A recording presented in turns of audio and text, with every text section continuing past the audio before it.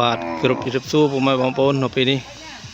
គូ12ក្បាលបានមកទៀតហើយបងប្អូនបាទហ្នឹងហើយចូលគូ12ក្បាលមកទៀតហើយហ្នឹងគូថ្មីចូលបាទហ្នឹងសិតថាកូន5ម៉ាន់បងប្អូនបាទមកហើយបាទចូលនេះយើងចូលប៉ិនគ្នាល្អណាស់បងប្អូនគូ5ម៉ាន់បងប្អូនបាទហ្នឹងហើយនេះគូថ្មីចូល12ក្បាលបងប្អូនបាទហ្នឹងហើយបងប្អូនហើយប្រភេទគូនេះផងដែរគឺជាគូញីសុតបងប្អូនញីសុត12ក្បាលលោផែនស្អាតណាបងប្អូនផែន5ម៉ាន់បាទផែន5ម៉ាន់ចូលមកថ្មី12ក្បាលតែទើបតែចាក់វ៉ាក់សាំងហើយបងប្អូនកាលពីអាទិត្យមុនតែគាត់អត់ទាន់បានយកចូលមកនោះគឺបានកាលដែលអត់ទាន់យកចូលមកគឺបានចាក់ធ្លាក់សត្វល្អិតម្ដងហើយកាលពីអាទិត្យមុនបន្ទាប់មកថ្ងៃនេះផងដែរមុននឹងយកមកចាក់វ៉ាក់សាំងសាទឹកហើយអញ្ចឹងនេះគឺជាគូពពួកប្រភេទ5ម៉ាន់បងប្អូនថតពីក្រោយរៀងស្អាតហើយបងប្អូនមកសានេះគូស្អាត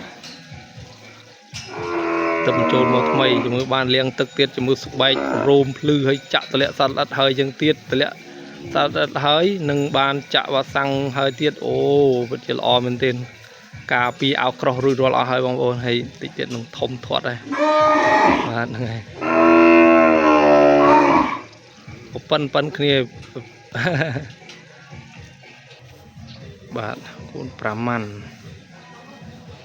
បងប្អូនផែនល្អបងប្អូនអើយផែនល្អស្អាតនេះ5ម៉ាន់អូឃើញគូល្អចេះបាយចិត្តចូលមកវគ្គនេះ12ក្បាលនេះល្អមែនទេបងប្អូន5ម៉ាន់ប្រភេទញីទាំងអស់គឺបានលាងទឹកលាងអីមកទៀតដឹងតែស្រស់ស្អាតមក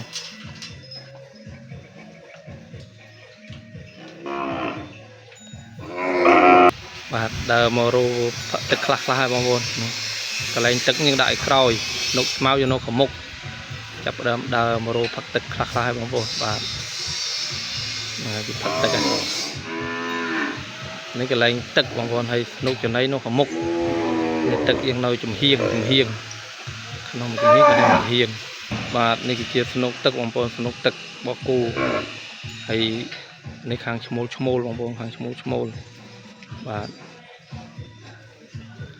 ហើយខាងនោះឈ្មោលរបាមកចេះមកនេះខាងនោះខាងមុខនោះគឺជាពេជ្រស្នុកបងប្អូនស្នុកចំណីនៅខាងមុខហើយស្នុកចំណីខាងមុខទឹកនៅខាងចំហៀងខាងក្រោយហ្នឹងបងប្អូនហ្នឹងហើយយើងបានទទួលគូថ្មីនេះគឺយើងបានដាក់អង្កាមថ្មីហើយបងប្អូនបាទនេះពពួកអង្កាមនេះគូដើរទៅហុយហ្នឹងហើយបងប្អូនអង្កាមក៏ថ្មីគូក៏ថ្មីនេះរៀបក្រោលថ្មីរៀបចាក់អង្កាមបន្ថែមហ្នឹងហើយបងប្អូនអង្កាមបន្ថែមបាទហើយយើងដាក់អង្កាមថ្មីចេះចូលហើយអ្វីដែលសំខាន់នោះគឺយើងបានបាញ់ថ្នាំត្រឡប់មេរោគហើយយើងដាក់អង្កាមថ្មីមកយើងបាញ់ថ្នាំត្រឡប់មេរោគមកយើងអាចដាក់គូថ្មីចូលបានទេបងប្អូននេះបងប្អូនមកថ្មីនេះស៊ីស្មៅល្អបងប្អូនហើយប្រប៉ុនគ្នាស្អាតមែនទេបងប្អូនញីសុតហ្នឹងហើយខាងនេះគេកំពុងស៊ីស្មៅហើយខាងនោះគេដើរទៅរូបផឹកទឹក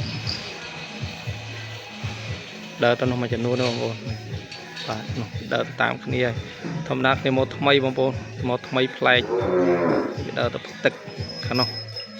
បាទ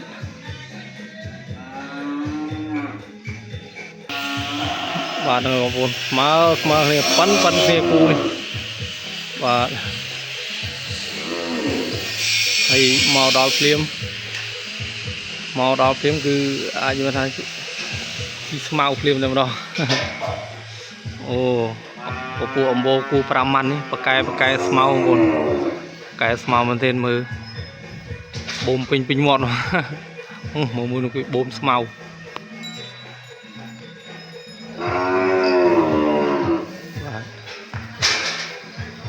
ហ្នឹងបងប្អូនគឺថ្ងៃនេះគឺគូថ្មីចូលប៉ិនគ្នាល្អណាស់12ក្បាល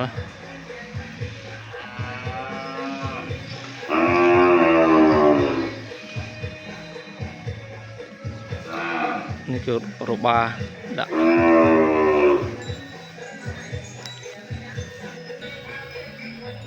បងប្អូន5ម៉ាន់គឺប្រកែស្មៅចឹងឯង5ម៉ាន់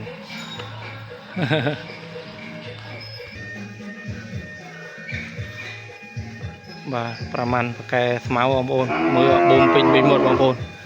នេះគឺជាវីដេអូជាក់ស្ដែងតែម្ដងបងប្អូនមើលស្មៅអូពេញមាត់ចាំមើលតែបានមកតែមកទឹកមួយខែមកបានមួយខែតែមួយខែគឺប្លែកខ្លាំងមកមើលលេងចង់ស្គាល់ដោយសារប្រកែស៊ីស្មៅយ៉ាងហ្នឹងបងប្អូនបាទហ្នឹងហើយស្មៅបូមពេញមាត់ហ្នឹងបងប្អូនបាទ5ម៉ាន់ប្រកែស៊ីស្មៅបងប្អូនអើយអញ្ចឹងអ្នកខ្លះក៏ចូលចិត្តចិញ្ចឹមគូ5ម៉ាន់ដោយសារអញ្ចឹងបងប្អូនក៏អ៊ំមាត់ធំប្រកែស៊ីស្មៅ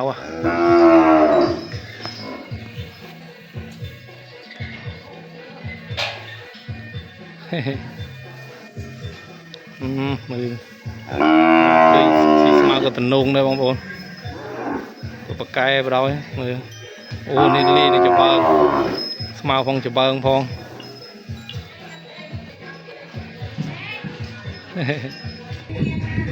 បាទអាមិញគូ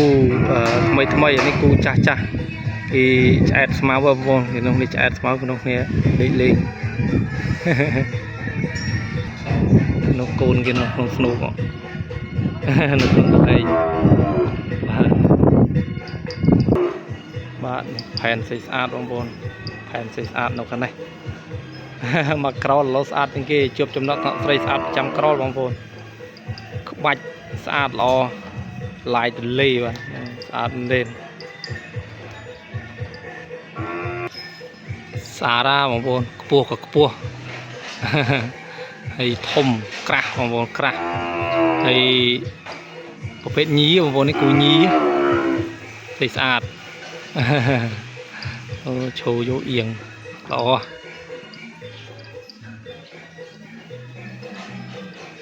បាទនេះក៏ស្រីស្អាតដែរបងប្អូនតិចទៀតជប់ចំណត់ថ្នាក់ហើយប៉ុន្តែគ្នាអត់ទាន់ធំទេបងប្អូនទៅតែ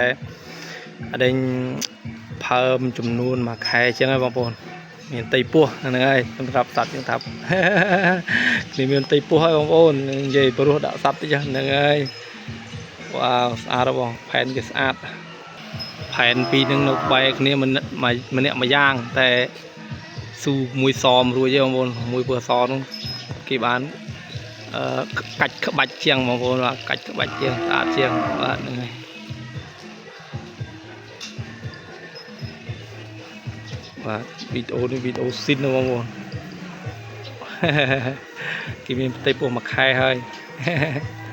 ហើយខាងសនេះក៏មានផ្ទៃពោះមួយខែដែរបងប្អូនគេមានផ្ទៃពោះគេមួយខែចូល2ខែនេះបាទបាទហ្នឹងហើយបងប្អូនវីដេអូនេះមានតែប៉ុណ្្នឹងដោយសារថ្ងៃនេះគូថ្មីចូលមក12ក្បាលហើយក៏ឆ្លៀតថតគូដែរនៅនឹងក្រលហើយស្រេចនេះបាទហើយបងប្អូនហើយវីដេអូនឹងមានតែប៉ុណ្្នឹងទេអនុញ្ញាតគោរពជម្រាបលាពុកម៉ែបងប្អូនហ្នឹងហើយសូមជួយ Subscribe និងជួយ Share ជួយ Like ផងបងប្អូនហើយខ្ញុំនឹងធ្វើវីដេអូថ្មីដើម្បីជាការទុកឲ្យពុកម៉ែបងប្អូនបានមើលបានកំសាន្តទស្សនវិជ្ជាថ្មីទាំងទេសភាពទាំងកសិកម្មដាំដុះហើយនឹងចិញ្ចឹមសត្វផងដែរហ្នឹងហើយវីដេអូនេះមានតែប៉ុណ្្នឹងបាទអនុញ្ញាតគោរពជម្រាបលាពុកម៉ែបងប្អូនបាទ